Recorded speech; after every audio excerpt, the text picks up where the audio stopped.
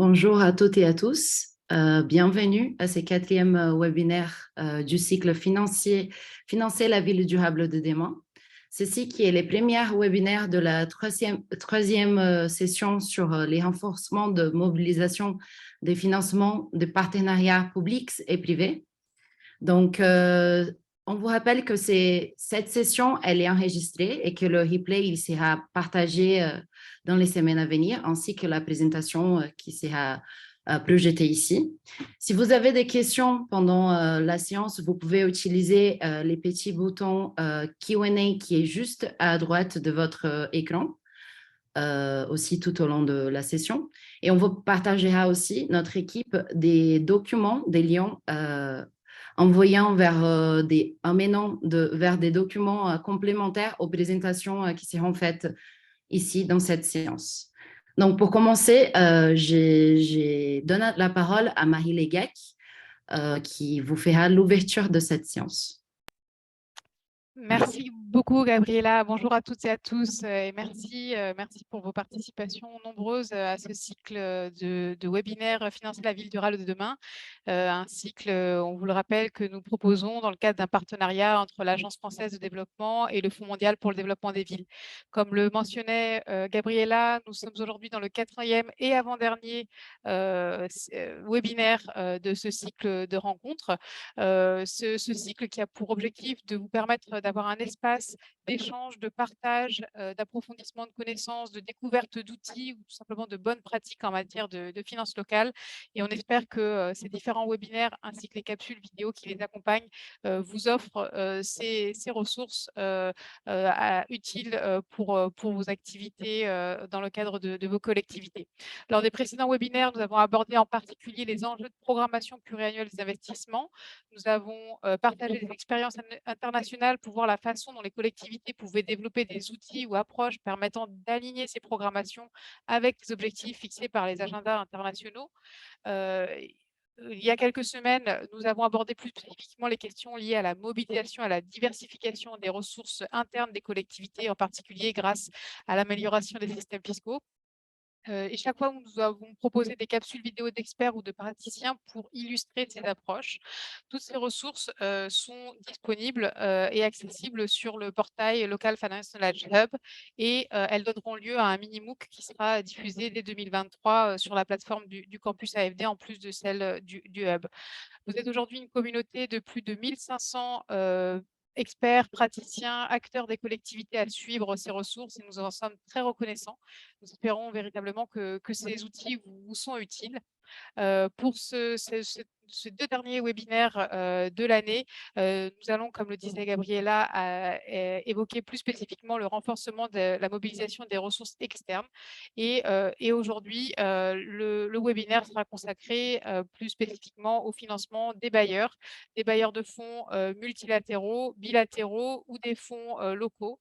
Donc, un certain nombre d'intervenants viendront vous partager des points pour vous permettre d'examiner le rôle et les appuis apportés par ces bailleurs publics, comprendre les étapes nécessaires pour une préparation de projet réussi et éligible à ces fonds.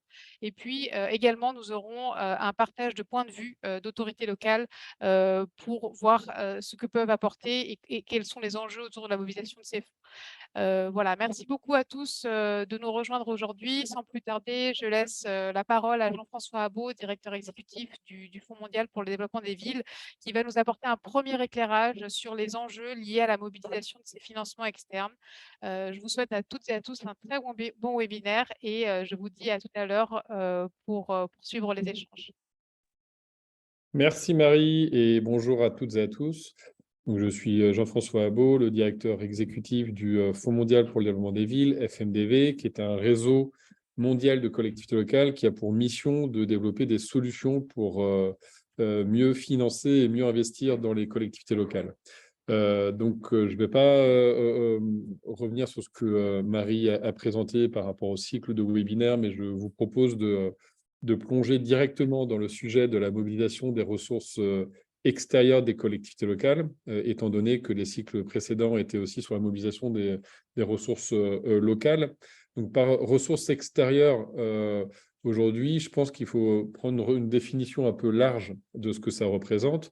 Il y a les ressources des bailleurs de fonds, que je vais aussi catégoriser par la suite, et les ressources extérieures des partenaires plus privés, type entreprises, investisseurs, etc. Mais aujourd'hui, on va vraiment se focaliser sur ce qu'on appelle les bailleurs de fonds, et le prochain webinaire sera plus concentré sur les financements extérieurs privés et aussi locaux privés.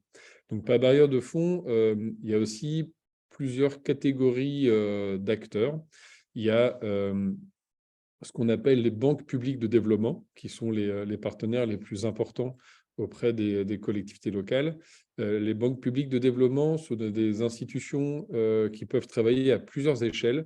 L'échelle mondiale, comme par exemple la Banque mondiale est une banque publique, au niveau régional, comme la Banque européenne d'investissement qui va nous rejoindre tout à l'heure, ou la Banque africaine de développement, mais aussi des agences sous-régionales comme la Banque ouest africaine de développement, des agences ou des banques nationales qui peuvent être comme par exemple au Maroc le Fonds d'équipement communautaire ou la Caisse des dépôts et de consignation marocaine. Donc ce sont vraiment des instruments publics gérés et gouvernés par le public qui proposent différents types d'instruments de financement pour les collectivités locales. Et notamment les banques publiques aujourd'hui, elles ont pris une ampleur très importante dans le champ international pour considérer l'accompagnement des collectivités locales. Et on a pu voir cette illustration de l'importance de ces acteurs-là lors du dernier sommet Finance en commun qui s'est tenu à Abidjan en octobre dernier. Sommet Finance en commun, c'est une coalition de 550 banques publiques de développement qui se mobilisent autour des enjeux du développement. Et pour la première fois, ces acteurs ont reconnu l'importance de financer les collectivités locales à travers la création d'une coalition villes et régions résilientes. Et donc, elles vont pouvoir échanger, partager des outils et des visions sur comment mieux financer la ville. Donc, on a ce gros type d'acteurs que sont les banques publiques de développement. Et ensuite, on a aussi ce qu'on appelle des bailleurs de fonds qui sont plus considérés comme des institutions partenaires et soutiens aux politiques de développement, comme par exemple la Commission européenne, comme certaines agences des Nations unies, comme également certains types de fondations qui vont financer des programmes ou des projets auprès de collectivités locales et permettre justement d'accompagner ces acteurs dans leur politique de développement. Alors, ces bailleurs de fonds au sens large et particulièrement les banques publiques de développement qu'on aura l'occasion d'entendre aujourd'hui, avec d'un côté la Banque européenne d'investissement, qui est une structure régionale qui travaille à la fois en Europe, mais aussi à l'échelle mondiale, et il nous sera présenté comment il travaille aujourd'hui. Également avec l'AFD, qui est une agence bilatérale de développement, et qui travaille aussi à différentes échelles sur les collectivités locales. Et on aura aussi le Fonds de développement local de Madagascar, avec son directeur général, qui nous présentera comment, au niveau national, ces banques publiques peuvent aussi interagir sur le financement des collectivités locales. Ce sont des acteurs très importants parce que dans toutes les questions de financement qu'on a pu aborder déjà dans les différents cycles de webinaires, selon moi, ce sont des agences et des acteurs qui permettent de structurer le marché du financement des collectivités locales. Elles sont là pour accompagner l'organisation et la mise en place des conditions de financer la ville en apportant différentes typologies d'instruments et d'outils d'accompagnement, tant sur la formation des acteurs du financement des collectivités locales, que sur la préparation de projets. Et ces dernières années, on a vu beaucoup d'institutions qui ont proposé des instruments et des outils d'aide à la préparation de projets pour aider les collectivités locales à identifier et formuler des projets qui soient investissables par les autres partenaires financiers.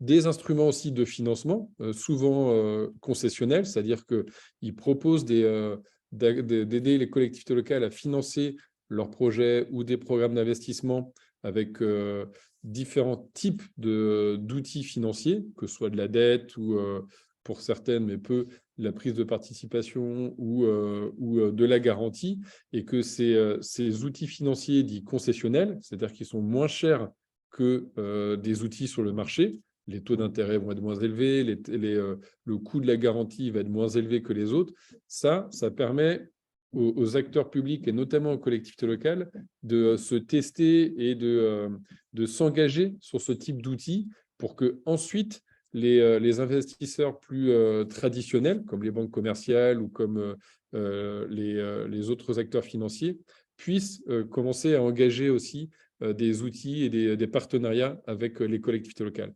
Donc, il faut voir les banques publiques de développement comme des faiseurs de marché et des développeurs de marché pour permettre, au-delà des projets qu'il faut considérer, bien entendu, mais de voir que c'est par ces appuis auprès des projets individuels de collectivités locales qu'on arrive après à insuffler une dynamique intéressante qui permet de mieux financer les collectivités locales.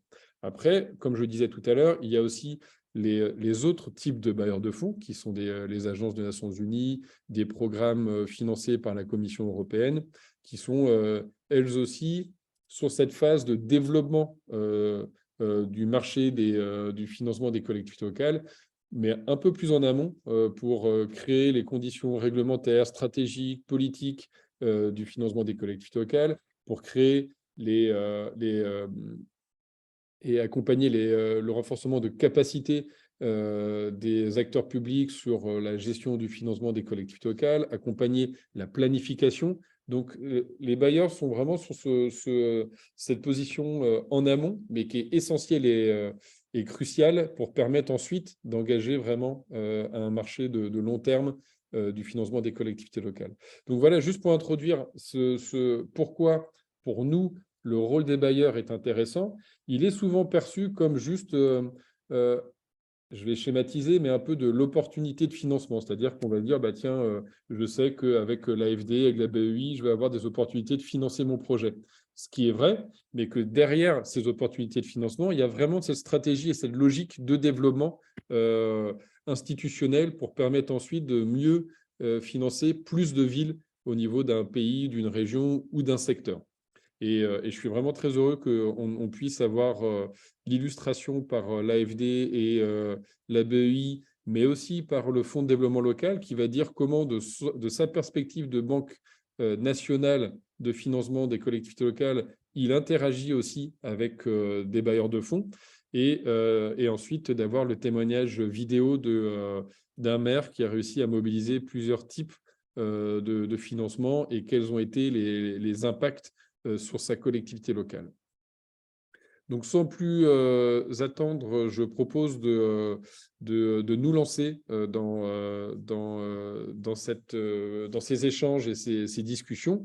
Et avant, peut-être, comme on a l'habitude de le faire, c'est de proposer un peu un sondage d'introduction sur, pour vous, quels sont les principaux défis pour appuyer les collectivités locales et les bailleurs de fonds. Donc, je vais lire les questions. Donc, selon vous, quel est le principal défi pour appuyer les villes en développement dans l'implémentation de leurs projets? Choix 1, les difficultés dans l'accès à l'endettement et au financement externe. Choix 2, le niveau de décentralisation qui sont de plus ou moins avancés en fonction des pays et qui empêchent souvent les villes d'accéder aux ressources nécessaires pour exercer ces champs de compétences. Ou choix 3, la rapidité dans la croissance démographique des villes en développement, imposant l'adaptation à des paramètres dans la planification urbaine et la réflexion sur la ville à chaque contexte urbain. Donc voilà, on vous laisse répondre. Il n'y a rien à gagner, il n'y a rien à perdre. C'est juste que ça nous permet de donner un peu des tendances pour ensuite orienter les discussions et les débats. Donc n'hésitez pas à cliquer et on va laisser encore une dizaine de secondes pour permettre de... Voilà, on a à peu près la moitié des participants là, qui ont participé, qui ont donné leur choix. Et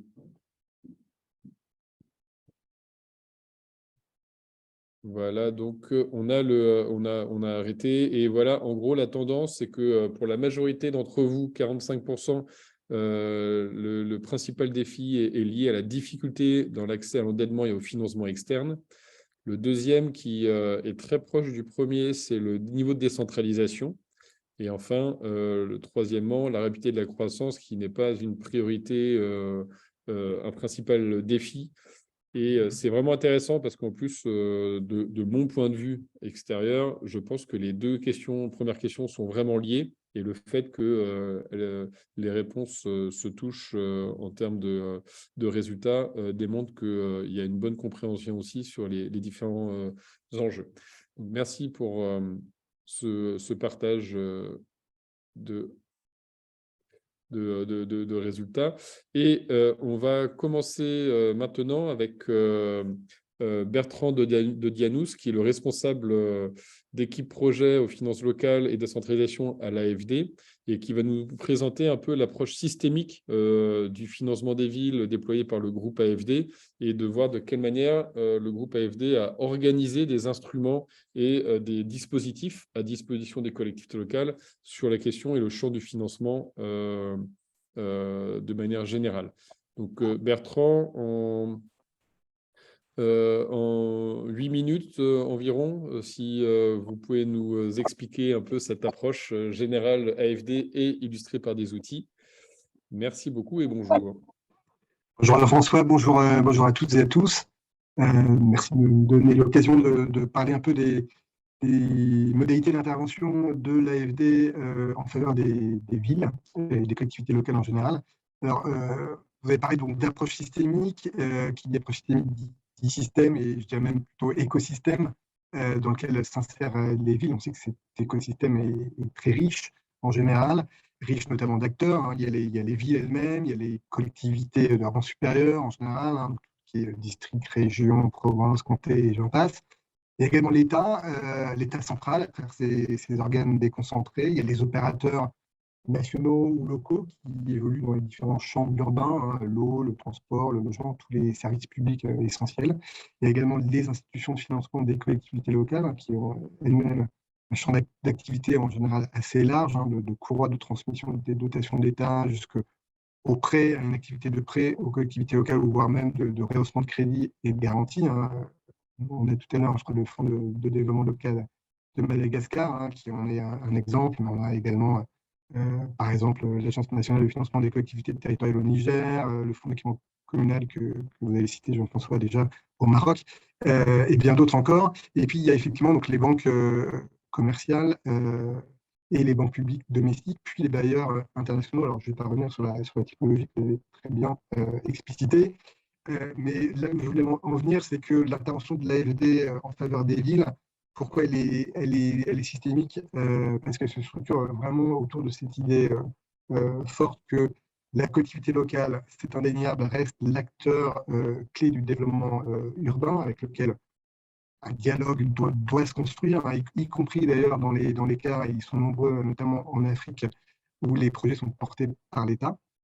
Mais pour autant, l'approche territoriale, ce qu'on appelle, nous, à l'AFD, l'approche territoriale, reste essentielle vraiment pour appréhender l'ensemble des défis urbains d'une ville, en articulant à la fois les entrées, on va dire, sectorielles. Donc, j'ai cité tout à l'heure tous les services publics essentiels, logement, mobilité urbaine, etc., avec une vision un peu plus long terme du développement de la ville, alors qui implique tous les acteurs que je viens de citer précédemment. Donc, ce n'est pas seulement la collectivité locale, mais également donc, tous les opérateurs de l'écosystème urbain. Et à ce titre-là, peut-être juste pour citer deux exemples, au Maroc, on accompagne la holding Al-Omran, donc sur tous les sujets habitat, logement, résorption de l'habitat indigne, par exemple. Et puis au Nigeria, toujours sur le volet logement, on accompagne le Family Home Fund, notamment sur toute l'offre de résidences étudiantes abordables, et là en partenariat public-privé. Donc voilà, pour vous dire qu'il y a les villes, les collectivités locales, et je vais y venir tout de suite, mais il y a également ces opérateurs qui peuvent être nationaux, dans les deux cas que je viens de citer, mais qui peuvent être aussi locaux. Alors, en Afrique, l'action de l'AFD en faveur des villes, chaque année, c'est à peu près 350 millions d'euros de financement, mais c'est très peu de financement en direct auprès des villes. Alors, pourquoi votre sondage l'a effectivement laissé entendre? Ça a trait essentiellement au degré de maturité de la décentralisation. Dans beaucoup de pays, les collectivités ne sont pas autorisées à emprunter du fait de contraintes réglementaires législatives.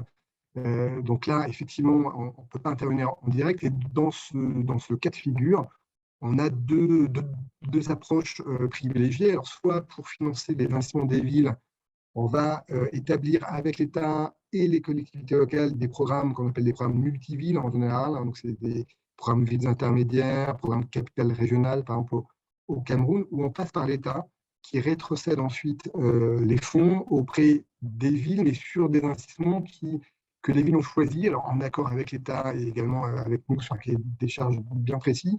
Mais voilà, on passe par l'État pour contourner un peu cette contrainte réglementaire ou juridique de la capacité des collectivités à accéder au crédit de manière pleine et autonome.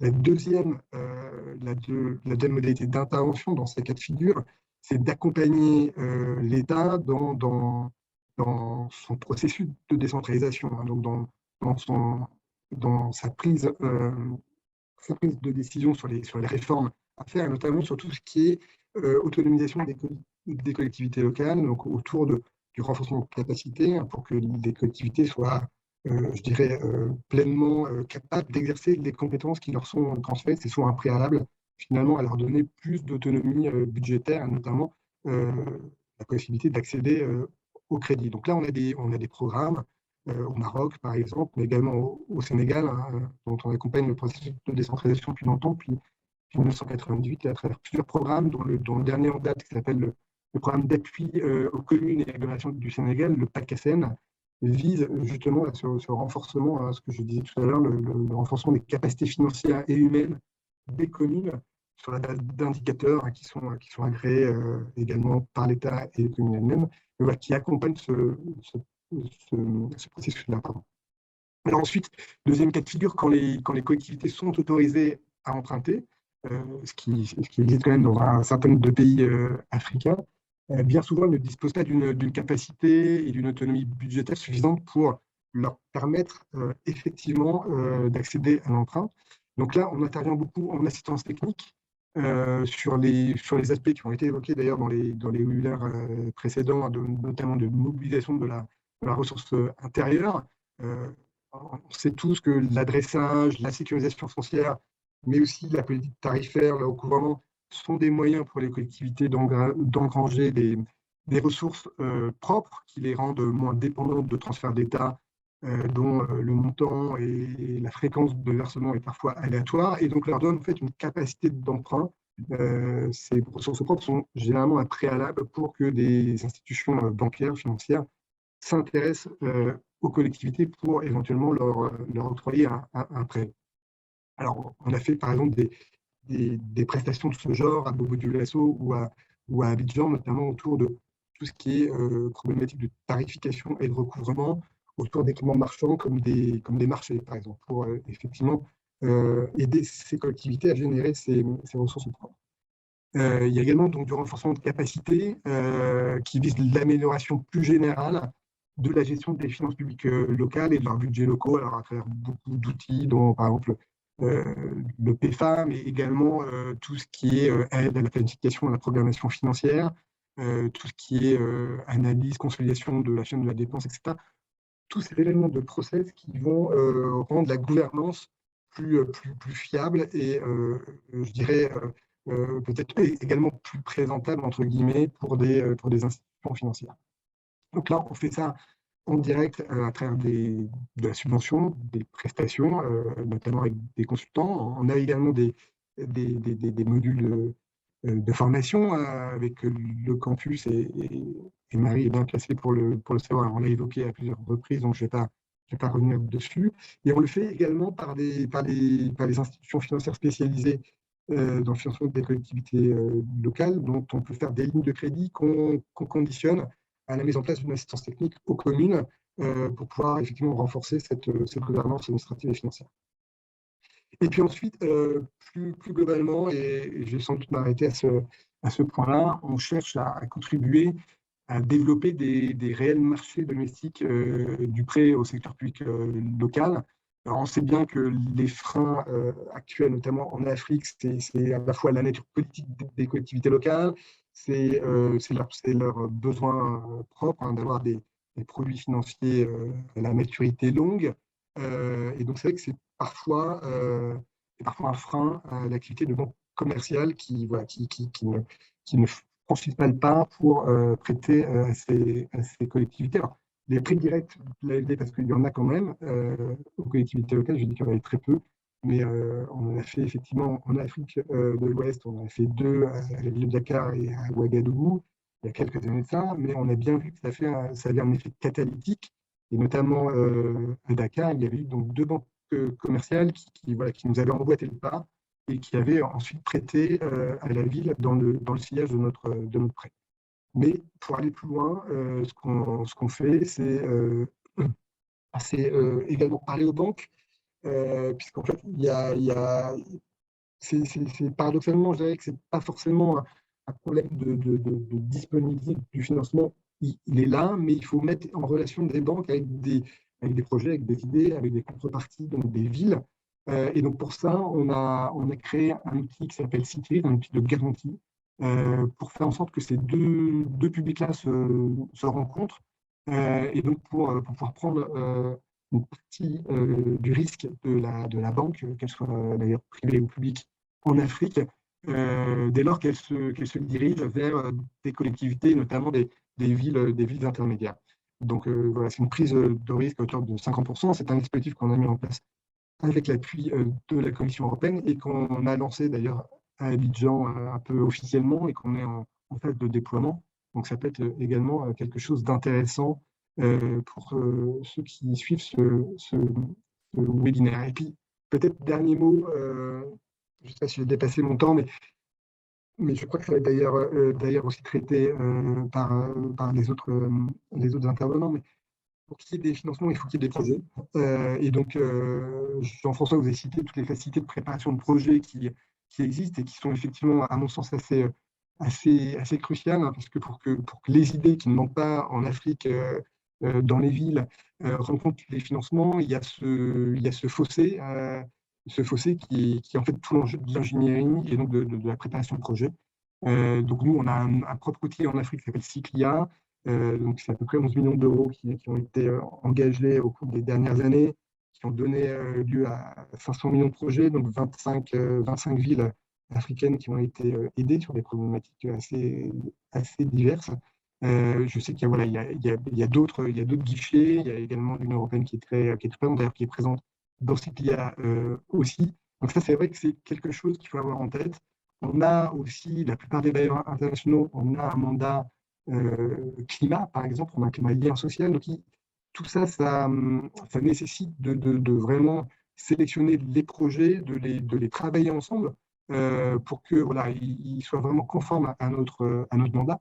Alors ensuite, il ne faut pas aussi mettre de côté tous les aspects un peu plus contraignants qui sont notamment autour de la passation de marché, où on a là aussi des normes à appliquer. Et donc là aussi, on accompagne les collectivités à se rapprocher de ces normes-là pour être plus attractives pour des bailleurs, qu'ils soient bilatéraux, multilatéraux, etc., qui ont besoin de ces prérequis-là, également pour financer des villes en Afrique.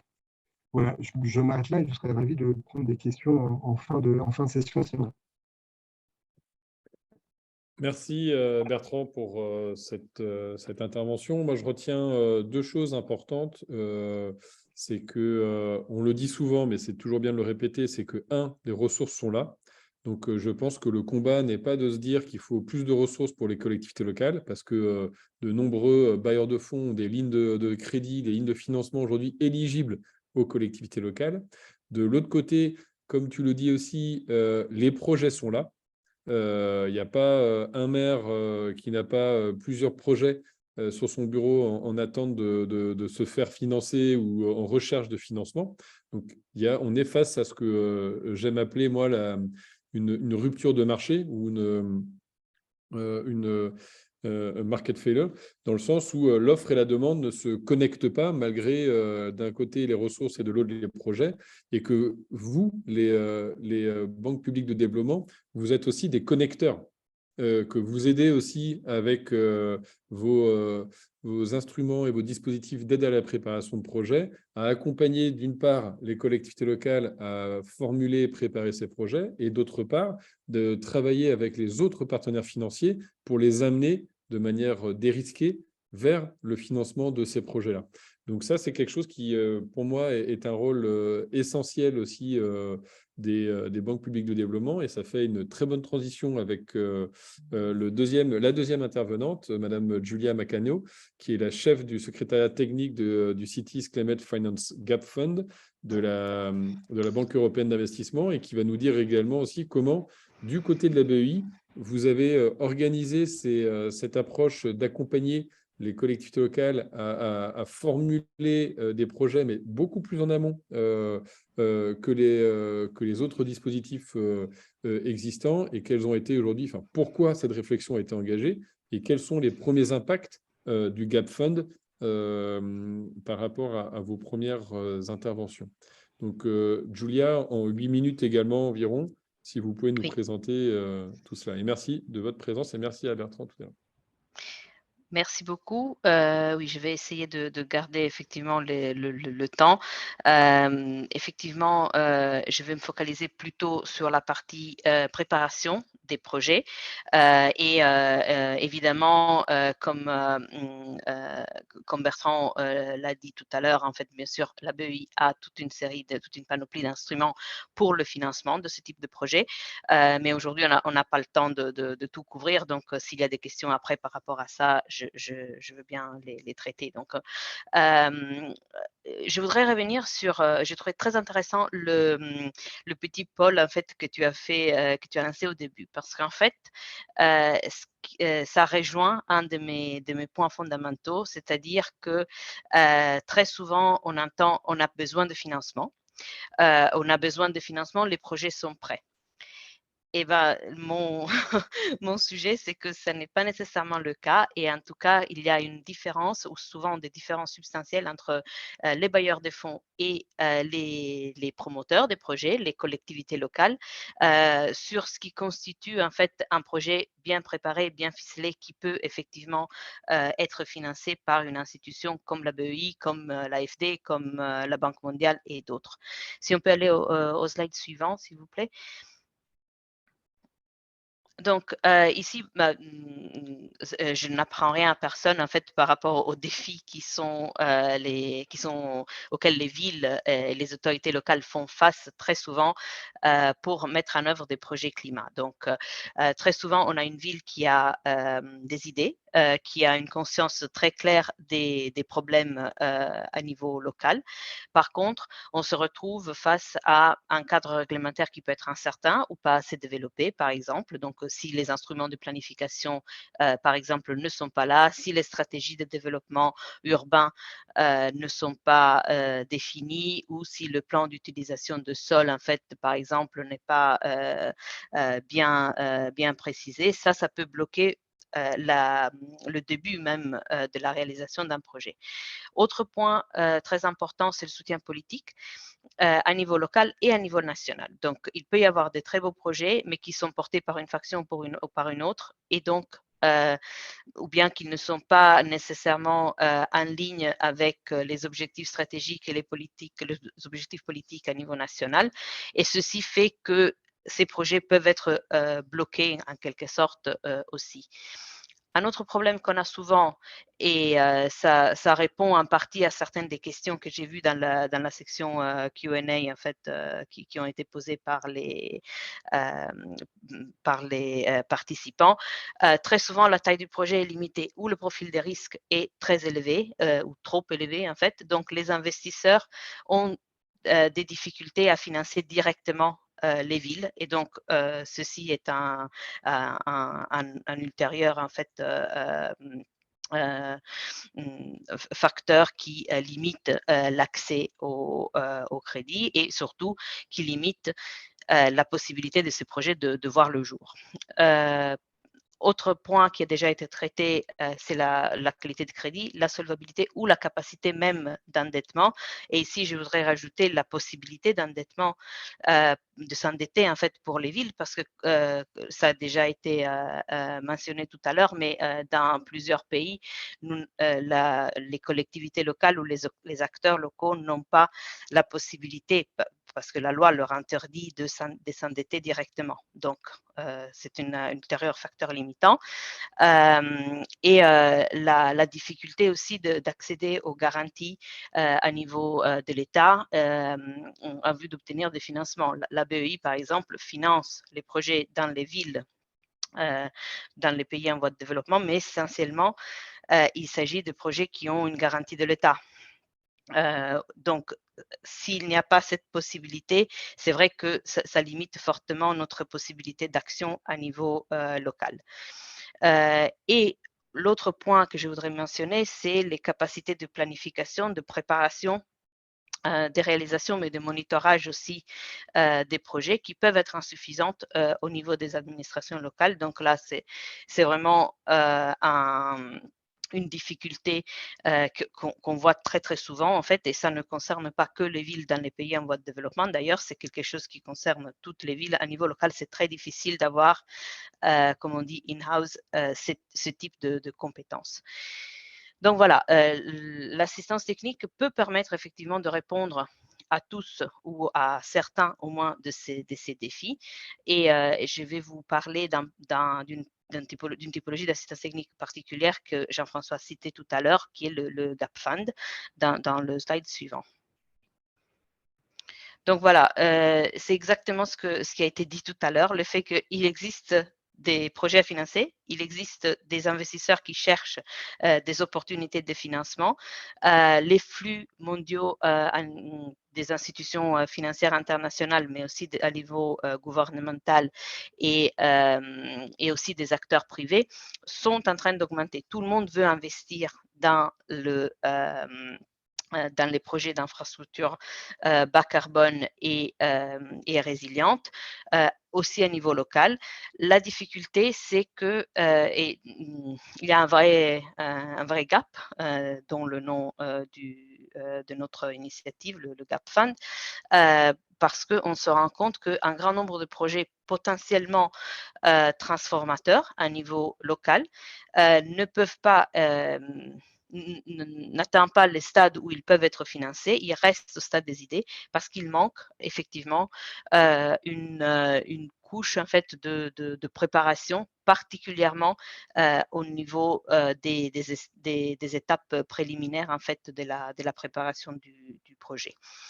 Le slide suivant. Donc, voilà, le Gap Fund, ici, on a essayé de résumer, c'est vraiment très schématique et ce n'est pas nécessairement complet, mais on a essayé de résumer le cycle de préparation du projet. Donc, on part du stade de la planification et du développement de la stratégie, donc à un moment où on ne peut pas encore parler réellement du projet, mais ça, ce sont toutes les conditions qui rendent possible en fait la réalisation d'un projet. On passe à la définition du projet donc, et aux études de préfaisabilité.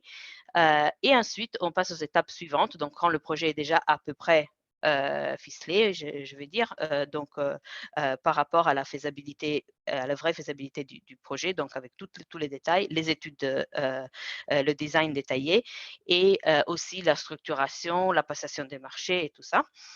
Ensuite, il y a une phase d'investissement et une phase de réalisation réelle, en fait, de mise en œuvre du projet. Donc, le Gap Fund se concentre sur, donne de l'assistance technique. Donc, on ne finance pas directement les projets, on donne aux villes un soutien à travers essentiellement des consultants ou avec nos experts, en fait, pour définir, pour aider dans des points spécifiques, en fait, de ces deux phases initiales, on va dire, du cycle de préparation du projet. Le slide suivant. Donc voilà, ici je vous ai mis juste 2 exemples très rapidement pour expliquer de quoi on parle. Donc dans le cas de la ville de Podgorica au Monténégro, par exemple, la ville a adopté une stratégie d'adaptation au changement climatique. Dans cette stratégie, les toitures et les façades végétalisées sont considérées sont incluses en fait comme mesures à mettre en œuvre. Par contre, la ville ne sait pas comment faire pour les mettre en œuvre et n'a pas en interne les capacités nécessaires pour la planification de ce type de mesures. Donc, à travers le Gap Fund, on est en train de réaliser un inventaire des bâtiments publics sur lesquels les toitures ou les façades végétalisées peuvent être installées. Donc, il y a toute une série de considérations structurelles sur ces bâtiments. On essaye d'identifier aussi des zones de la ville où la perméabilité des sols peut être améliorée. Donc, typiquement, enlever du macadam en fait et mettre des couvertures de sol plus perméables. Et aussi, on les aide à réaliser une analyse de préfaisabilité pour un certain nombre de projets pilotes sélectionnés. Donc, vous voyez qu'on intervient quand même très en amont par rapport à un projet qui puisse effectivement être réalisé. Dans la capitale de la Colombie, à Bogota, la ville nous a contactés parce qu'elle souhaite progressivement électrifier sa flotte de bus urbains et voudrait commencer par le bus scolaire. Donc, dans ce cas-là, on les analyse on les aide pour analyser les différents business models, les structures de financement, et aussi identifier les parties prenantes qui sont impactées ou pourraient être impactées par le projet, et aussi définir une feuille de route pour qu'ils puissent après réaliser effectivement le projet pilote sur les bus scolaires. Donc, le dernier slide, je crois, je voudrais juste mentionner quelques considérations finales, en fait, qui pour moi sont très importantes et qui viennent un peu de ces 2 premières années d'opération du Gap Fund. Donc, vraiment, ce qu'on a remarqué. D'un côté, effectivement, comme je le disais tout à l'heure, énormément d'attention est portée sur la recherche de financement, ce qui est vrai, ce qui est nécessaire, et les difficultés d'accès au financement sont très, très, très, très importantes, surtout à niveau local et surtout pour les villes de petite ou moyenne taille. Par contre, il ne faut pas négliger les étapes préliminaires de préparation des projets parce qu'elles seront déterminantes pour le succès du projet en tant que tel et aussi pour obtenir des financements de la part des institutions comme la BEI ou d'autres institutions financières internationales. Ensuite, les autorités locales, effectivement, particulièrement dans les pays en développement, ont des difficultés à s'orienter dans il y a un gros panorama très complexe de différentes initiatives d'assistance technique. Et ça peut être difficile de se repérer et de savoir quelle est la plus adaptée, la plus appropriée au cas spécifique. Et finalement, les acteurs locaux, c'est ce que je disais tout à l'heure au début, en fait, il y a des fois des différences en fait d'appréciation réelle d'un côté des besoins et de l'autre côté de l'état d'avancement des projets. Donc, effectivement, ça peut générer des attentes divergentes par rapport d'un côté à la faisabilité et de l'autre côté au temps qui est nécessaire pour la mise en œuvre de ces projets. Et ensuite, je pense que pour les villes de taille petite ou intermédiaire, il y a aussi un travail qui doit être fait de la part de nos institutions, en fait, pour développer des mécanismes de financement groupant peut-être plusieurs projets ou faire en sorte que, en faisant en sorte que les projets puissent atteindre une taille suffisante qui permettent effectivement une intervention d'une institution comme la BEI, ou bien des mécanismes de structuration différents qui permettent un financement plus capillaire. Et ici, par exemple, je pense au travail avec les banques locales, les banques de développement régionales ou nationales, qui elles ont une structure de financement différente qui permet d'atteindre des communautés plus petites et avoir donc un financement qui est un peu plus capillaire, effectivement, de ce qui peut être fait directement par une institution comme par exemple la BEI. Voilà, je m'arrête là. Je sais que j'ai parlé un peu plus que ce qui était prévu, mais voilà. Non, mais c'est très intéressant, Julia. Merci beaucoup. Moi, ce que je retiens deux choses. C'est effectivement le besoin d'ingénierie dont tu parles, parce que il y a quand même une prise de conscience importante autour de ce besoin d'expertise d'ingénierie. C'est-à-dire que si on compare avec les villes européennes, depuis des décennies, le politique donne la vision de l'aménagement et du développement. Les services l'intègrent dans des plans de développement et des projets prioritaires. Et ensuite, il y a des cabinets d'études qui viennent les aider à structurer les projets. Or, en Afrique, on disait souvent que les villes n'étaient pas en mesure de proposer des projets bancables parce qu'on attendait qu'elles fassent tout ce boulot-là, du politique, de la planification et de la préparation de projets. Alors que ce n'est pas le rôle d'une collectivité locale de structurer de l'ingénierie de projets et que très peu de villes en Europe et aux États-Unis le font. Donc, le fait que des partenaires comme la BEI, comme l'AFD aient développé des dispositifs d'appui à la préparation de projets pour permettre de payer et de mobiliser ces ingénieries, on ose espérer que dans les prochaines années, ça va accélérer en tout cas la capacité d'investir et de financer dans les collectivités locales. Je veux juste partager une slide, mais très rapide, parce que ça m'a fait réagir par rapport à ce que tu disais, Julia. C'est qu'en fait, sur la phase de projet dont parlait Julia, on voit que ici, là, le pourcentage, identifier et sélectionner ces projets, chaque ville peut le faire, c'est du politique, c'est du technique. Mais par contre, si on n'investit pas dans la conduite d'études de faisabilité et de business plan, il y a 80% des projets qui vont échouer à ce niveau-là. Alors que si on arrive ensuite dans les 20%, il n'y a que 50% des projets qui ne vont pas arriver au financement. Donc, on voit que le vrai gap, il est dans ces études de préfaisabilité et de développement, et que c'est un gap énorme, parce que 80% des projets, ça veut dire que les projets qui ont été sélectionnés, a priori, ils répondent à un besoin. Donc, ça veut dire qu'il y a beaucoup de besoins qui ne sont pas répondus à cause de ces étapes-là.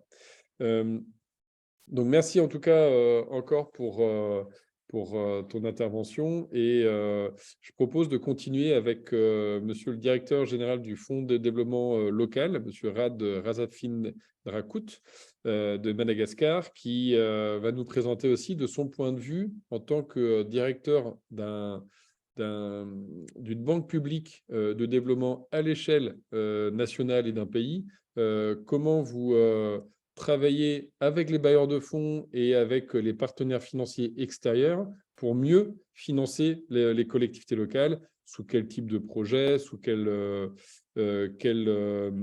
instrument de financement vous avez arrivé aussi à développer. Et voilà, par vraiment des illustrations très concrètes de ce que fait le Fonds de développement local, nous illustrer un peu des expériences du FDL.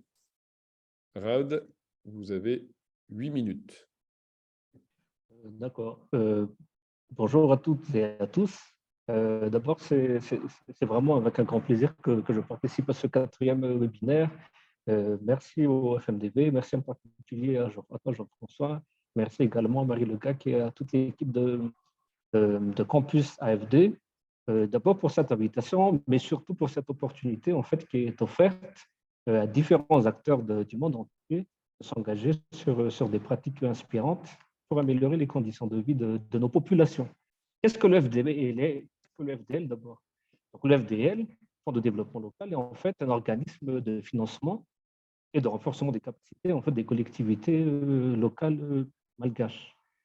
Mais il opère également en tant que laboratoire d'expérimentation, de centres de ressources nationales, mais surtout en fait de dispositifs de relais et de capitalisation des bonnes pratiques identifiées sur le terrain, notamment en matière donc, de maîtrise d'ouvrage local. Donc, comment le FDL accompagne les collectivités locales malgaches pour financer des projets? Alors, tout d'abord, le FDL donc, dispose d'abord en son sein un certain nombre de systèmes de financement pour essayer de couvrir en fait, le maximum de collectivités. Je mentionne juste en passant que Madagascar donc, comporte 1695 communes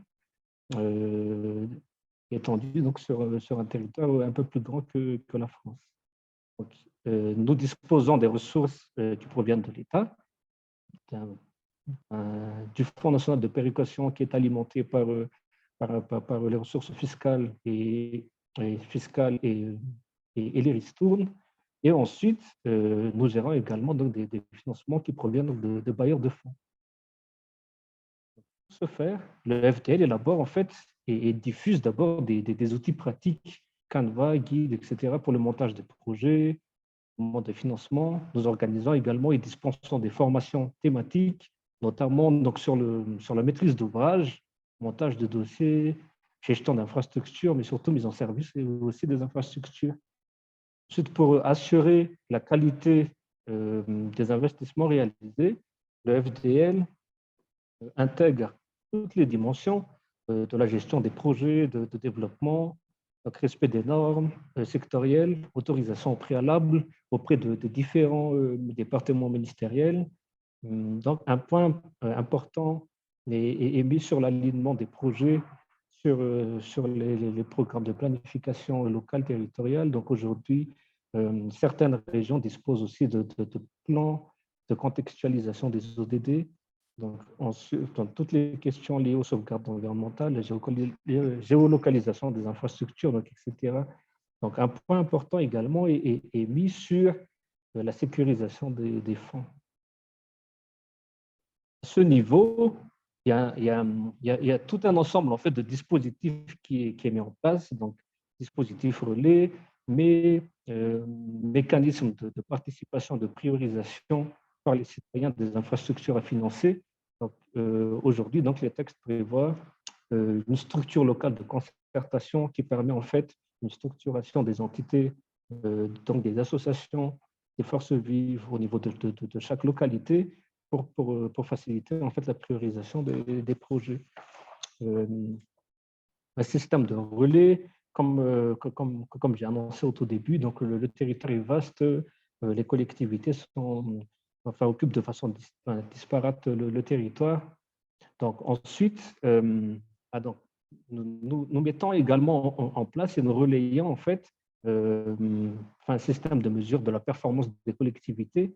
Donc, il y a un outil de mesure de la performance qui s'appelle indice de gouvernance locale, qui nous permet de disposer en fait d'une note, d'un scoring, et qui permet également donc d'évaluer la capacité des collectivités à gérer des financements en matière de gouvernance, mais aussi à ajuster l'accompagnement, le renforcement des capacités en fait de ces collectivités.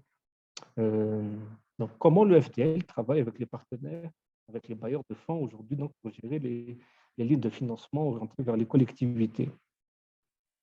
Alors, tout d'abord, le plus grand défi pour un territoire comme Madagascar, en fait, c'est l'accès aux informations et c'est la disponibilité en fait de données fiables et précises en fait. Donc, aujourd'hui, nous essayons de mettre en place d'abord, nous identifions au préalable les acteurs étatiques et non étatiques qui interviennent dans les circonscriptions, les futures circonscriptions ciblées par les projets. Nous mettons également à la disposition des collectivités la liste des ONG thématiques et organismes qui interviennent dans les circonscriptions. Nous disposons donc pour ça d'un système de base de données, aujourd'hui assez sommaire, mais qui permet quand même de disposer d'un minimum de données assez fiable sur l'ensemble des acteurs qui interviennent aussi au niveau des collectivités. Voilà, donc aujourd'hui également, donc, la disponibilité de ces données nous permet en fait de trouver et de rechercher les synergies potentielles, donc un nexus entre les différents projets pour une approche intégrée. Et Donc voilà, donc aujourd'hui, nous sommes également donc, en train donc nous appuyons également les collectivités en fait à travers la mobilisation de fonds de préparation de projets. Donc aujourd'hui, au sein du FDL, donc, nous avons engagé la mise en place d'un dispositif qui nous permette en fait de garantir les collectivités territoriales décentralisées dans leur démarche en fait de recours à différents mécanismes de financement. Donc, pour terminer mon intervention, je ne sais pas s'il me reste encore un peu de temps. Le Fonds de développement local aujourd'hui, depuis donc, le début de cette année, a été élu secrétaire général du réseau des institutions africaines de financement des collectivités. Donc, qu'est-ce que ce réseau donc, pour nous? Donc, d'abord, bien sûr, le soutien technique des institutions de financement des collectivités, mais surtout l'harmonisation des interventions de ces IFCL et le croisement et la capitalisation des acquis, donc de manière en fait à ce que… alors, donc juste un exemple, par exemple, nous avons réalisé une étude auprès de différentes institutions de financement des collectivités sur le système d'évaluation de la performance, sur l'impact en fait de ce système d'évaluation de la performance sur la définition du droit de tirage qu'on peut accorder aux collectivités locales, par exemple, ou encore quels sont les mécanismes aujourd'hui de mobilisation de financement innovants donc, et qui pourraient être partagés donc, entre ces institutions de financement des collectivités. Et enfin, donc, c'est faire un plaidoyer pour que les institutions de financement des collectivités assurent en fait, la facilitation, l'intermédiation entre les bailleurs de fonds et les collectivités locales. Donc voilà, donc je m'arrête là, mais je peux revenir plus tard s'il y a des questions. Merci beaucoup. Merci Rad, et vraiment très intéressant de voir que ces institutions de financement des collectivités locales, comme l'est le Fonds de développement local, déjà qui sont constitués en réseau en Afrique qui s'appelle le RIAFCO et qui permet d'échanger entre les différents pays, comment ils interviennent. Mais on peut voir que ces institutions, c'est les derniers partenaires dans l'échelle du financement des collectivités locales au niveau d'un pays. C'est-à-dire que vous faites le lien avec des bailleurs de fonds, vous aidez les collectivités locales à préparer des projets, à avoir accès à l'information sur quels sont les types de partenaires, et ensuite vous apportez différents outils de financement. Et moi, je trouve que c'est vraiment très explicite d'avoir eu aussi quelques exemples que tu nous as apportés. Donc, merci beaucoup. Avant de continuer, je veux revenir un peu sur quelques questions auprès des partenaires, mais je veux aussi vraiment inviter les participants à poser des questions directement aux intervenants ou de manière générale sur la question du financement. Il y en a plusieurs qui ont été déjà adressées et répondues, mais vraiment n'hésitez pas aussi à apporter vos contributions, vos questions, vos commentaires. Et je vais revenir un peu sur les intervenants avec d'abord une question, des questions, plusieurs qui ont été posées à Julia sur comment aujourd'hui accéder à des dossiers de demande d'appui au Gap Fund. Quels sont aujourd'hui, si une ville, et notamment la ville du Plateau, il me semble, a demandé ça par rapport à un de ses projets. La deuxième question après que je vais adresser aussi à Bertrand, c'est en réaction à la présentation de Rad, c'est comment, par exemple, l'AFD voit ces intermédiaires publics comme des partenaires dans le financement des collectivités locales. Est-ce que l'AFD le fait? Julia, n'hésite pas aussi à réagir là-dessus si la BEI utilise ces intermédiations nationales pour financer les collectivités locales. Et peut-être, Rad, une demande de savoir, de ton point de vue, toi, quelles sont, au niveau du FDL, les difficultés, les barrières qui font que tu n'arrives pas à mobiliser davantage de financements internationaux pour le financement de tes projets. Donc, je vous donne 2-3 minutes par réponse et ensuite, on va voir s'il n'y a pas d'autres questions qui reviennent dans le chat. Julia, pour commencer.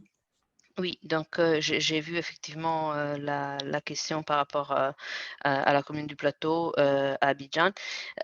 Donc effectivement, il faut voir ce que vous entendez par Smart City écologique, mais en principe, c'est un projet climat. Donc il y a pour le Gap Fund, on a des critères d'éligibilité que vous pouvez voir sur notre site citygapfund.org. Je vais le marquer dans le chat tout à l'heure. L'idée centrale, c'est qu'il faut qu'il s'agisse d'un projet qui a un impact sur le changement climatique à niveau de l'adaptation ou de la mitigation du changement climatique, les deux aussi en même temps.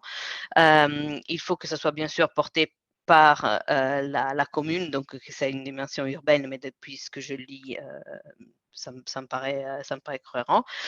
Donc sur notre site, il y a une page qui s'appelle demander du soutien, en fait, apply for support. Et là, vous trouverez un formulaire, en fait, relativement simple. On a essayé d'être le plus simple possible, en fait, dans ce qu'on demande. Et vous verrez que le formulaire est disponible en français aussi.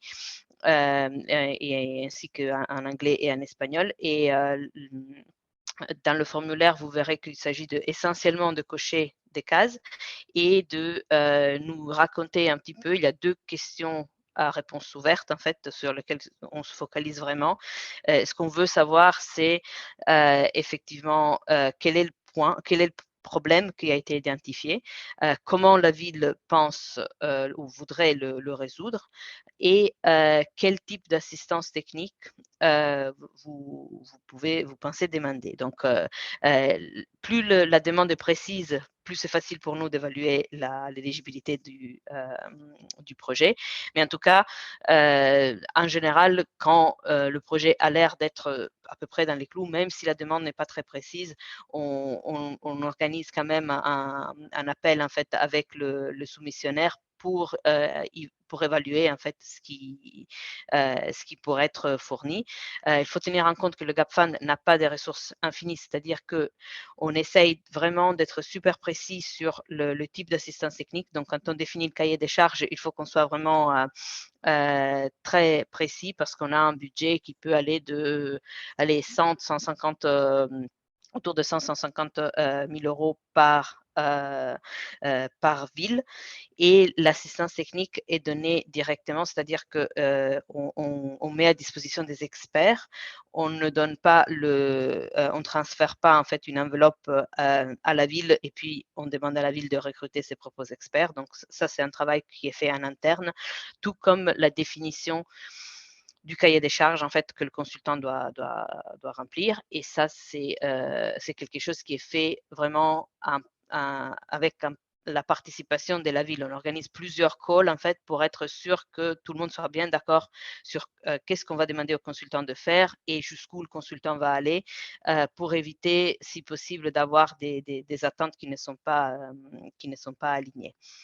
Mais en tout cas, je vous encourage à regarder le site et puis à envoyer une candidature qui sera naturellement évaluée. Toutes les candidatures sont évaluées de façon assez similaire et on essaye, quand on voit qu'il y a de la matière, en fait, d'organiser un suivi pour voir précisément ce qui peut être fait et comment le Gap Fund peut aider.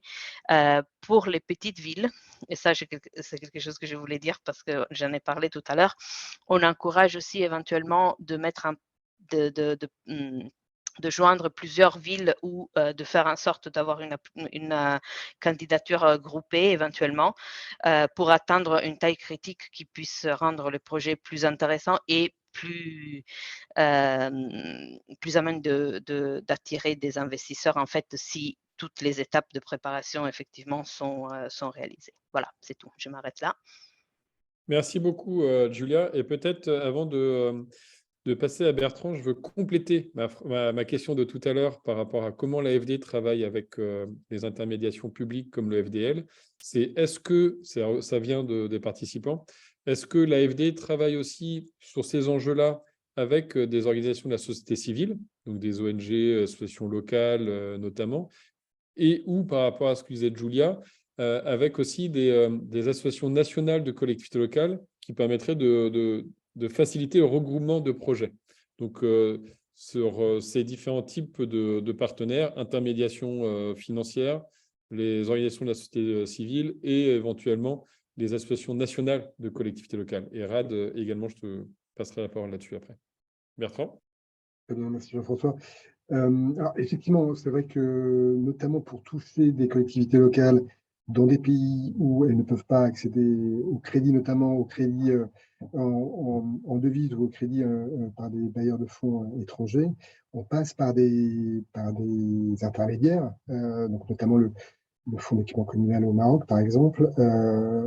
C'est quelque chose que l'on fait. Alors, pour toucher des collectivités locales dans des environnements contraints, mais également pour toucher des collectivités locales de taille relativement modeste, et justement pour arriver à cet aspect des choses qu'on commente là depuis quelques minutes, à savoir effectivement arriver à une certaine taille critique, et aussi parce que ce sont finalement des institutions financières qui sont spécialisées, vous l'avez dit, et qui connaissent bien mieux les collectivités locales du pays que nous, donc elles sont déjà en mesure de les accompagner dans leurs projets, etc. Donc on s'appuie vraiment sur leur expertise pour pouvoir également sélectionner les projets, les villes qu'on peut financer. Alors c'est vrai qu'on le fait par des lignes de crédit, donc par des lignes de crédit à ces institutions, avec des critères d'éligibilité. Là aussi, hein, comme l'a dit Julia pour la BEI, on a effectivement nous sommes une banque à impact, donc on cherche effectivement des impacts ODD, des impacts climat. Donc effectivement, il y a certains critères qui assortiront cette ligne de crédit, mais c'est effectivement un outil qu'on connaît bien, qu'on pratique beaucoup, alors notamment plutôt dans d'autres géographies, en Amérique latine, par exemple, mais voilà, on le fait aussi en Afrique.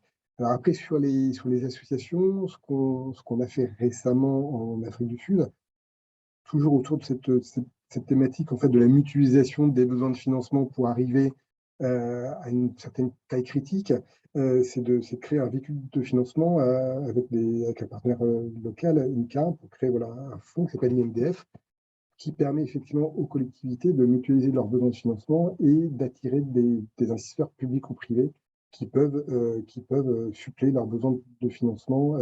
Et donc, c'est un peu le rôle que vous disiez tout à l'heure, notre rôle de connecteur entre des besoins de financement au niveau des villes, qui peuvent être de petite taille, et des financements qui existent, alors parfois dans des poches publiques, parfois dans les poches privées, et on essaie effectivement de faire en sorte que les conditions soient réunies sur la table pour mettre en relation ces besoins et ces financements de l'autre côté.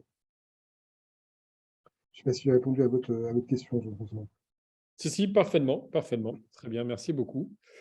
Peut-être le point de vue de Rad également, c'est d'un côté, qu'est-ce qui vous freine dans les relations et partenariats financiers avec des banques publiques de développement régionales et internationales, ou des bailleurs de fonds. Et par ailleurs, est-ce que vous travaillez aussi avec des associations, les associations nationales de financement de collectivités locales et des associations de développement, sachant que peut-être aussi un troisième point, Rad, ce serait de voir comment le FDL participe aussi à accélérer ou en tout cas amplifier la politique de décentralisation à Madagascar. Ça a été demandé par plusieurs participants également. Merci.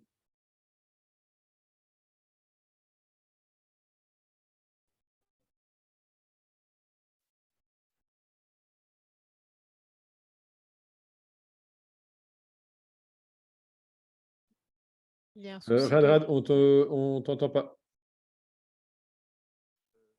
Tu n'es pas en mute, mais peut-être débranche. Voilà, ça a l'air d'être mieux. Vas-y. Allô? Là, Oui, vous c'est bon. m'entendez? Très bien. D'accord, ok.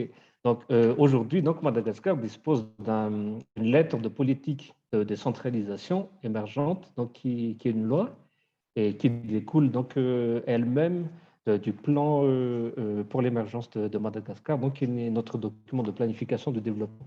Donc, parmi les préconisations de cette lettre de politique, en fait, de décentralisation, c'est l'autonomisation et la responsabilisation des collectivités, mais surtout donc, la territorialisation des politiques et de l'action publique.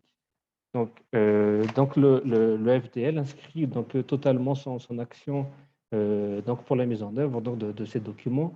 Donc aujourd'hui, cette lettre est déclinée en programme sur quinquennal, je crois, pour en fait la mise en œuvre de cette décentralisation.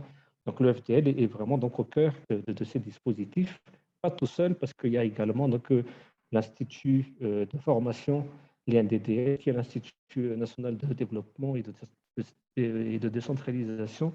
Voilà. Donc, qu'est-ce qui pourrait constituer un frein aujourd'hui pour augmenter ou ouvrir, en fait, mobiliser les bailleurs de fonds au profit des collectivités? Donc, d'abord, il y a la crainte de problème de célérité dans l'exécution financière, en fait, parce que le FDL pratique en fait la gestion des finances publiques. Donc, quoi qu'il en soit, donc aujourd'hui, donc la plupart des bailleurs donc, qui interviennent au niveau du FDL, donc nous avons mis en place un système en fait de simplification des procédures qui nous permet en fait, toujours en respectant les règles publiques de gestion des finances, tout en conciliant en fait aux exigences liées en fait au calendrier des projets, des financements internationaux. Donc ensuite, l'autre problème aussi, c'est le faible capacité des collectivités territoriales décentralisées, c'est le taux d'administration du territoire donc, qui est encore assez faible, mais aussi donc, la solvabilité des collectivités territoriales décentralisées. Donc, c'est une des raisons pour lesquelles aujourd'hui, avec l'appui donc, du ministère, nous sommes en train de mettre en place un système en fait, de garantie qui permettrait, en fait, qui nous permettrait de faciliter en fait, les relations entre les collectivités et les bailleurs de fonds. Voilà. Je ne sais pas si j'ai répondu aux questions. Si, tout à fait, tout à fait. D'accord. Merci beaucoup. Et c'est vrai que par rapport aussi aux différentes questions du rôle des banques publiques dans l'appui à la décentralisation, on voit qu'il y a quand même pas un certain nombre de partenaires comme la Commission européenne, comme la France au niveau de l'AFD, mais aussi du ministère des Affaires étrangères, ou encore l'Allemagne aussi avec la GIZ, travaille beaucoup sur les politiques de décentralisation financière. Et une majeure partie des fonds comme le FDL, des institutions de financement des collectivités locales comme le FDL, joue un rôle aussi d'appui à la péréquation, c'est-à-dire à transférer les fonds de décentralisation financière vers les collectivités locales, ce qui permet au ministère de se dégager de cette lourdeur administrative et financière et de professionnaliser aussi les institutions de financement comme étant aussi des acteurs qui permettent de flécher et canaliser en fonction des calculs effectués par les ministères, les ressources issues de la décentralisation financière.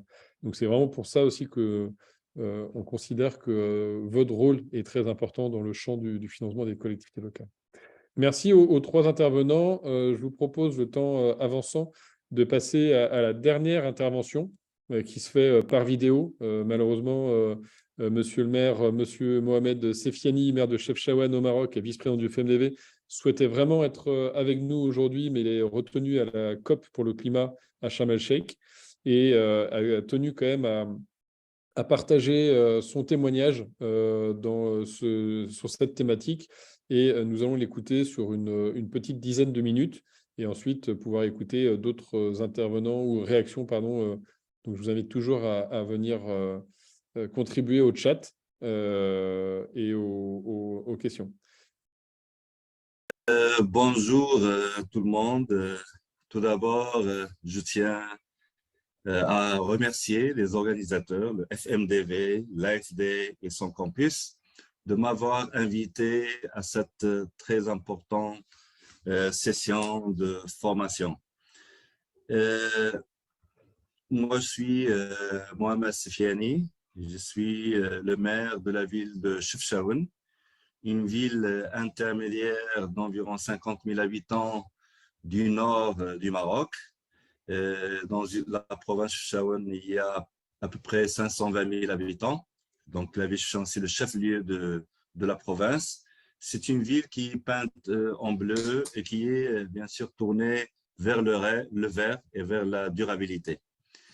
Donc, avant de parler de ce thème très intéressant sur le financement des villes durables, je dois quand même faire une petite introduction concernant tout d'abord qu'il faudrait avoir une vision avant de passer à l'implémentation des programmes et des projets de développement et de chercher des financements.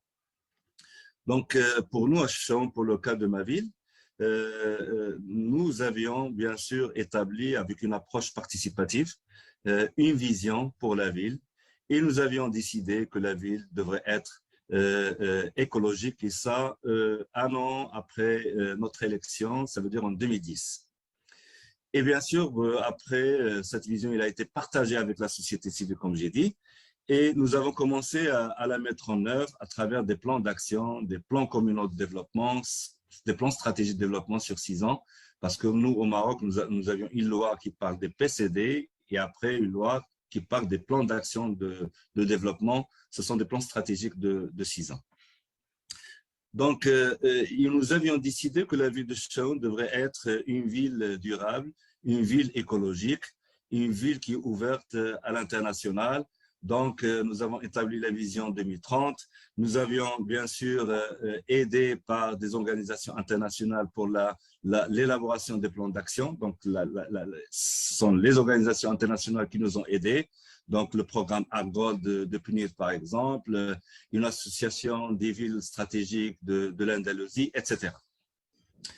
Et bien sûr, nous avions dit que le patrimoine et la nature sont des piliers sur lesquels on pourra valoriser les valoriser et bâtir notre plan et nos modèles de développement. Et l'internalisation de la vie, c'était une priorité pour nous et pour nous aider aussi à chercher des financements. Et c'est pour cela que la ville de Chefchaouen il siège au niveau des organisations internationales au niveau des villes. Par exemple, le FMDV, on a été élu vice-président. Et puis, au niveau de CGLU Monde, on est dans la présidence de CGLU Monde. Et aussi dans ICLE, on fait partie du GEXCOM et des REXCOM, donc les instances de leadership mondial et régional en Afrique. Et aussi le GECOM, le Global Covenant of Mayors for Climate and Energy. On faisait partie des BIRD. Maintenant, on fait partie en ambassadrice de GECOM au niveau de l'Afrique. Voilà, grosso modo, pour parler un petit peu du positionnement de la ville de Chefchaouen. Et à travers ça, nous avions gagné quelques palmarès. Le prix de l'environnement Hassan II du Maroc en 2016, le prix de l'énergie et aussi Initiative Climat pour l'Afrique, etc. Donc, je pourrais dire par rapport au financement, pour nous, c'est très important. Et le financement, il démarre depuis, comme j'ai dit, l'élaboration de vision et de la planification. Et bien sûr, ce financement-là, on pourra l'avoir d'une façon locale, d'une façon à travers un partenariat national ou régional, et aussi à travers, bien sûr, un financement international. Et nous, à Chefchaouen, nous avons travaillé sur les 3 aspects. Donc, élaborer un plan d'action avec des projets très clairs et faire des études, c'est une nécessité pour pouvoir discuter et négocier et demander des financements auprès des instances nationales et internationales. Et ça, pour moi, c'est une condition sine qua non. On ne pourra pas parler d'un financement d'un programme ou d'un projet de développement.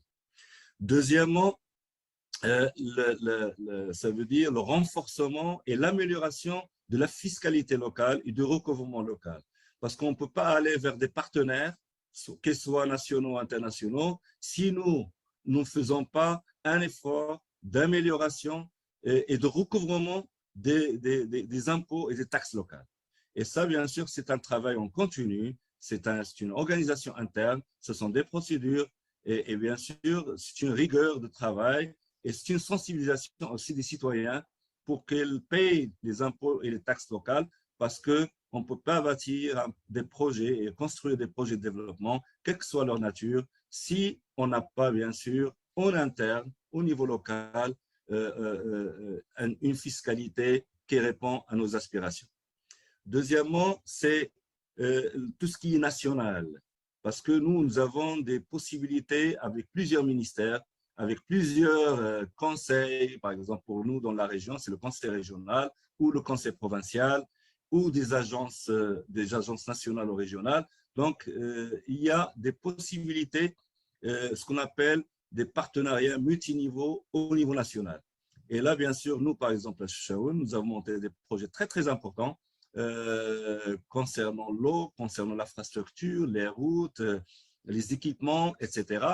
Et ça avec l'appui et en partenariat avec plusieurs ministères, et en particulier avec la Direction générale des collectivités territoriales au Maroc, qui relève du ministère de l'Intérieur, ou d'autres ministères tels que le ministère de l'Urbanisme, le Conseil régional Tanger-Titan el-Hoceima, etc.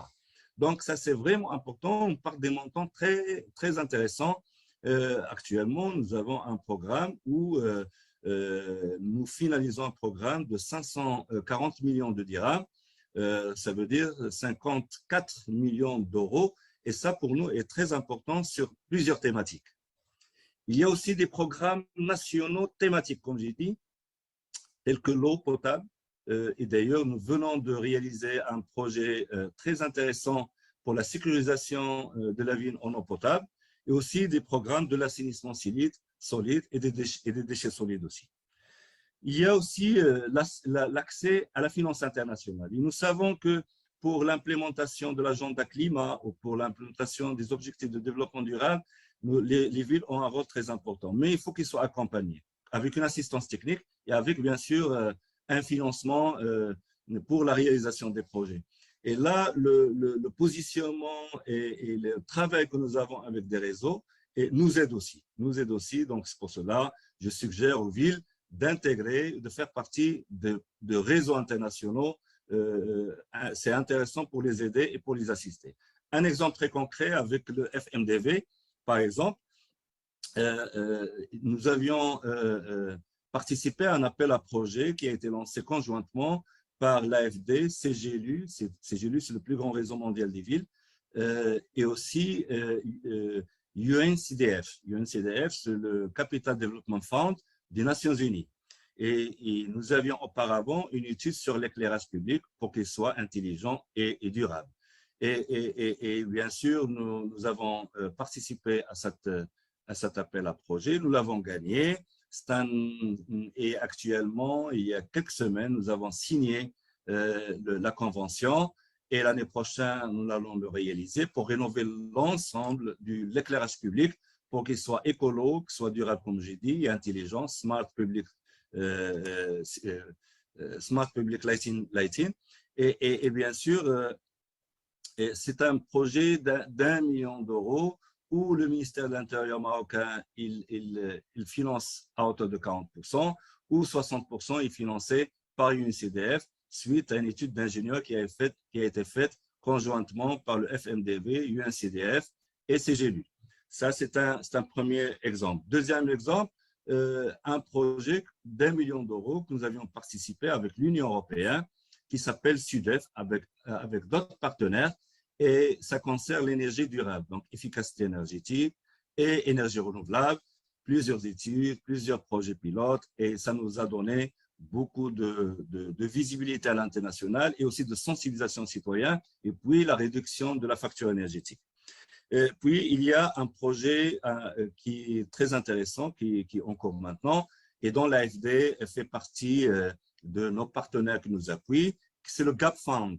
Le Gap Fund, c'est un fonds qui a été mis en place pour aider les villes dans le monde. Nous étions assistés et appuyés par le GECOM. Et là, nous sommes en train maintenant de lancer une étude sur l'amélioration de la gestion des déchets, la valorisation des déchets. Et c'est une étude qui est financée par le Gap Fund. Et après, nous aurons les résultats de cette étude-là que nous présenterons aux bailleurs de fonds pour nous aider à réaliser suite aux recommandations de l'étude.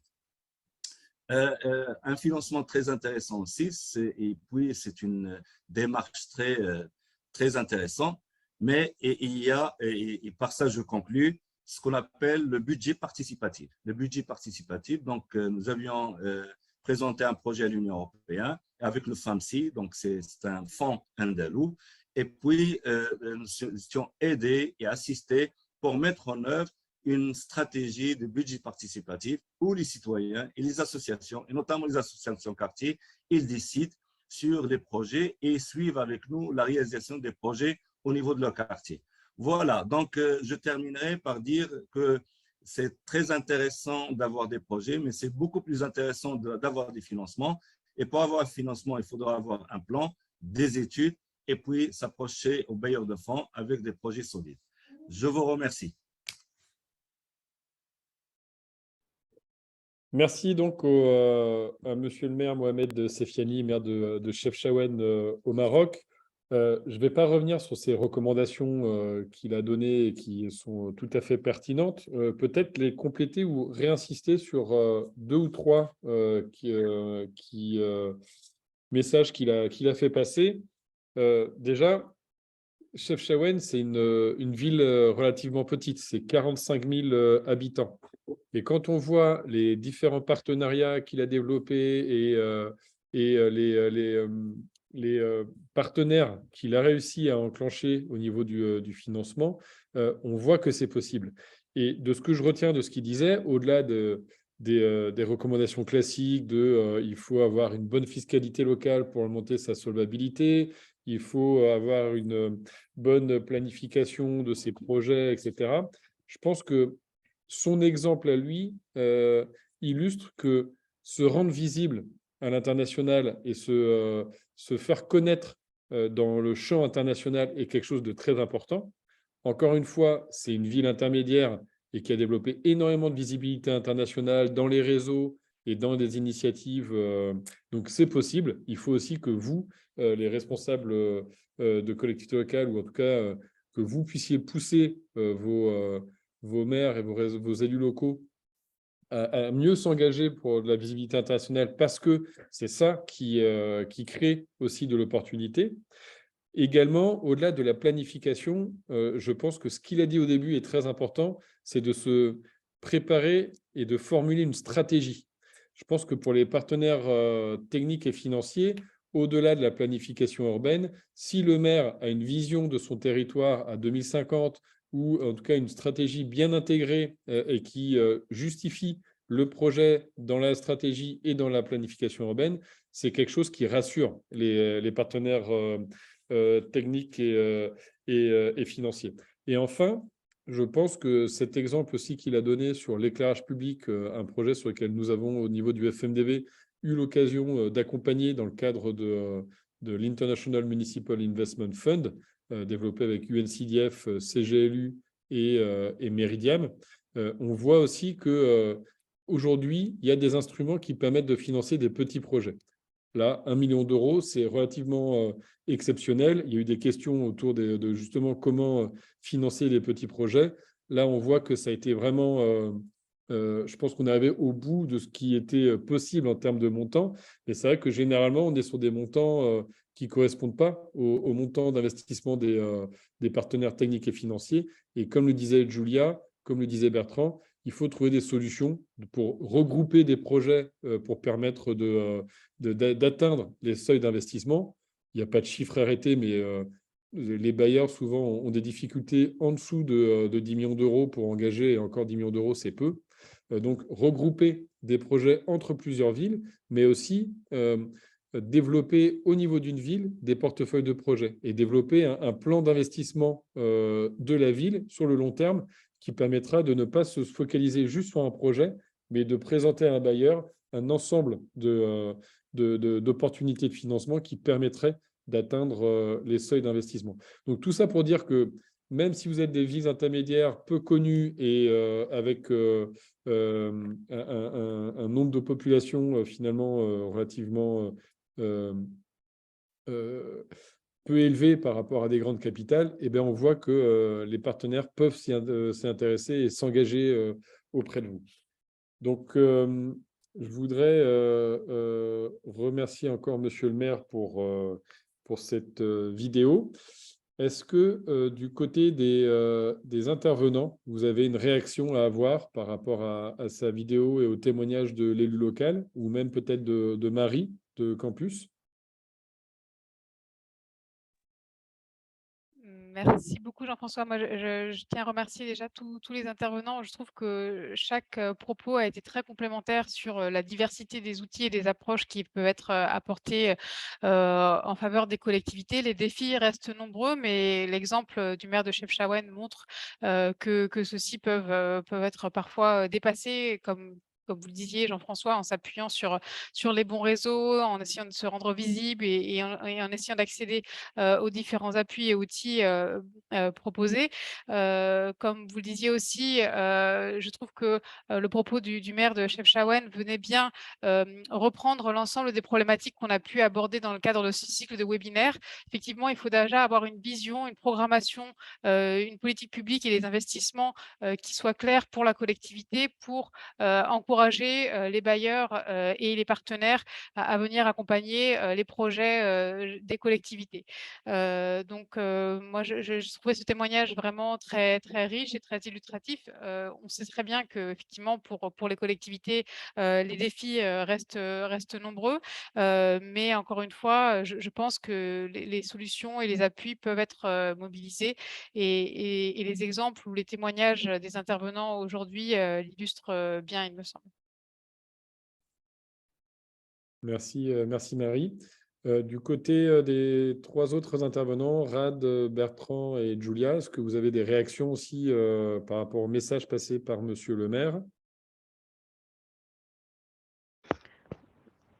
Peut-être je peux juste, je trouve que effectivement ce que le maire a dit, ces messages étaient très très clairs et très pertinents.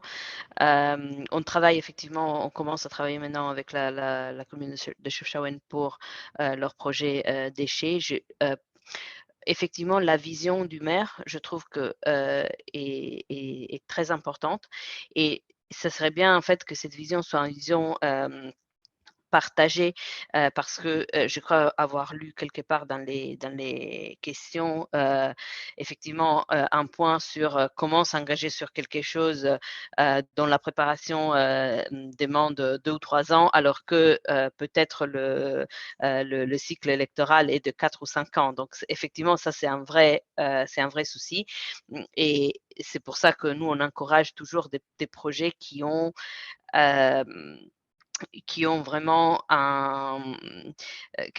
qui peuvent être, dont l'intérêt, on va dire, est reconnu par toutes les parties et qui ont moins de chances éventuellement d'être stoppés si le maire change, si la majorité politique change et tout ça. Mais c'est un vrai sujet, effectivement.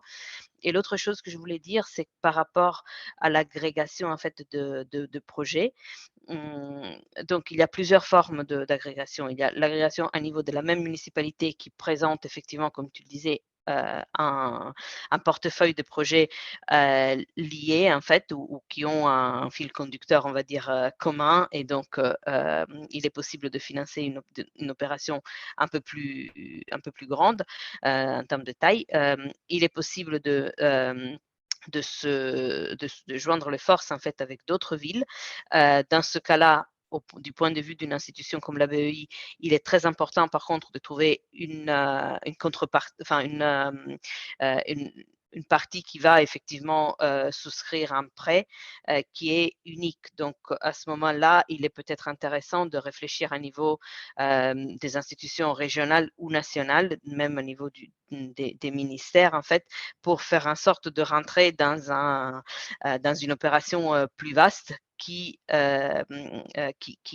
prend en compte aussi les villes les plus petites, mais qui n'est pas montée et portée directement par la ville. Donc, j'encourage vraiment aussi le lien en fait entre le niveau local et le niveau national, parce que c'est vrai qu'une institution comme la BEI, effectivement, elle intervient très souvent au niveau national, et après, il y a des montants qui sont, on va dire, attribués par un ministère, par exemple, pour financer des projets dans différentes communes. Donc, être visible aussi à l'échelle du gouvernement à niveau national est très important, je pense, pour les collectivités locales. Voilà. Merci, Julia. Bertrand? Oui, moi, ce que je retiens, ça a déjà été dit, mais je pense que c'est important de le redire, c'est la stratégie. Hein, effectivement, une collectivité dont l'action est assise sur un plan, là encore, communément accepté à la fois par les partis politiques, mais également par la population. En général, c'est un projet de territoire, ou dans le cas de Chefchaouen, c'est les plans communaux de développement. Ça aide beaucoup un bailleur à avoir une visibilité et effectivement à pouvoir accompagner dans la durée une collectivité, soit sur un projet ou soit sur une grappe de projets quand ces projets sont plus petits. Donc ça, c'est effectivement quelque chose qu'il faut bien avoir en tête. La phase très amont, qui est la phase vraiment de la planification, et c'est que là, on a également beaucoup d'assistance technique, beaucoup de prestations qui accompagnent les collectivités dans l'élaboration de ces projets de territoire, ces plans communaux, ces plans de développement territoriaux, car c'est des éléments qui sont très importants pour nous. C'est vraiment la première pierre. Ensuite, sur l'agrégation, alors je pense que je vois effectivement quelques questions sur l'intercommunalité. Alors, c'est effectivement un modèle qu'on connaît bien, notamment en Europe. Après, voilà, il faut voir comment ça se structure budgétairement parlant dans les pays africains, notamment en termes d'autonomie budgétaire, en termes d'autonomie de capacité à s'endetter en propre. Après, je pense que même s'il n'y a pas forcément un budget propre, il y a un peu de structuration à faire. Hein, et le cas que je citais tout à l'heure de l'Afrique du Sud, c'est un peu ça, hein, finalement. C'est vraiment mutualisé avec un peu de structuration. Alors, il faut pas que ce soit trop compliqué pour vraiment que ce soit opérationnel, mais ça semble tout à fait intéressant à creuser, effectivement. Merci, merci Bertrand. Rad, est-ce que tu as des réactions par rapport à la vidéo du maire de Chefchaouen?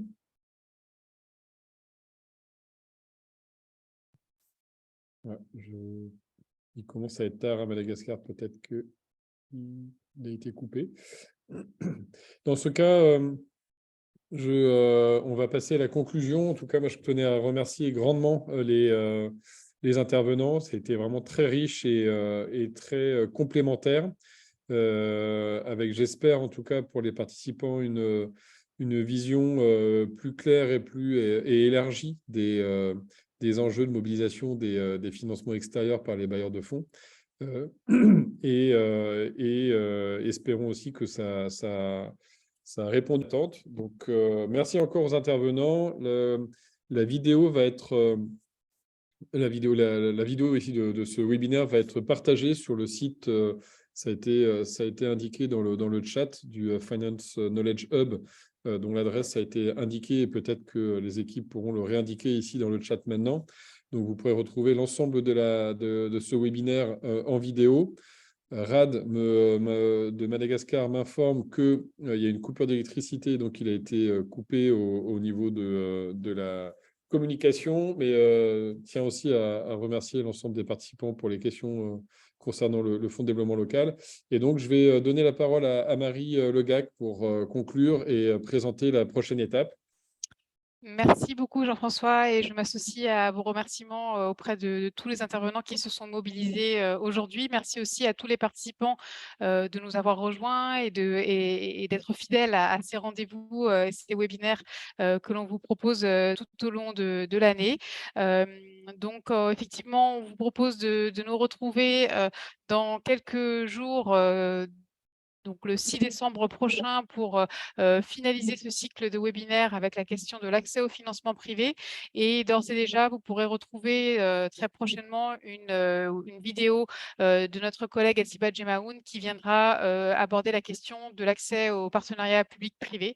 Donc encore un très grand merci à tous et j'en profite pour remercier, comme à chaque fois très particulièrement, toute l'équipe du FMDV. On ne les voit pas tous, ou plutôt toutes, mais elles sont là en renfort et très actives pour assurer le bon fonctionnement de ce webinaire. Donc, un très grand merci à elles et merci à toute l'équipe du FMDV pour l'organisation de ce webinaire. Et à très bientôt. Hâte de vous retrouver.